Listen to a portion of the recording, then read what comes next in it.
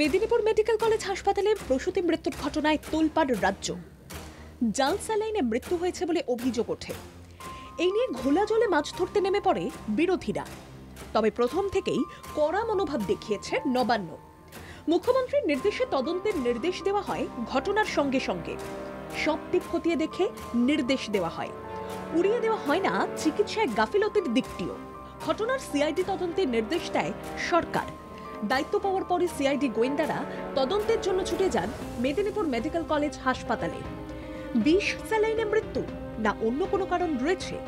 CID জিজ্ঞাসাবাদের মুখে একের পর এক সিনিয়র ডাক্তার। অভিযোগ, সিনিয়র ডাক্তাররা নিজেদের দায়িত্ব পালন করেননি।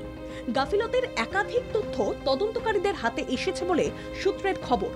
জানা গিয়েছে, জুনিয়র চিকিৎসকদের হাতে 5টা সিজার ডেলিভারি ও অপারেশনের দায়িত্ব দিয়েছিলেন দায়িত্বে থাকা সিনিয়ররা। সূত্রের খবর, ওই দিন রাতে দায়িত্বপ্রাপ্ত 4 সিনিয়র চিকিৎসকই অনুপস্থিত ছিলেন। মেদিনীপুর মেডিকেল কলেজ হাসপাতালে এক প্রসূতির মৃত্যু এবং অন্যদের অসুস্থতার পর থেকেই স্ক্যানারে এই সিনিয়র ও জুনিয়র চিকিৎসকরা। এখন সংকটজনক অবস্থায় এসএসকেএমে ভর্তি 3 জন প্রসূতি। স্যালাইন কাণ্ডে স্বাস্থ্যমন্ত্রীকে দায় নিতে হবে বলে দাবি জুনিয়র চিকিৎসকদের। এদিকে এই ঘটনাকে ইস্যু করে ফের ময়দানে জুনিয়র ডাক্তার থেকে বিরোধী দলগুলি।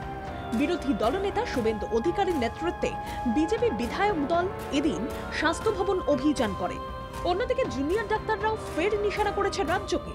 এদিকে এসএসকেএম হাসপাতালে চিকিৎসাধীন মেদিনীপুর মেডিকেল কলেজের 3 প্রসূতির শারীরিক অবস্থার এখনো বিশেষ কোনো পরিবর্তন হয়নি।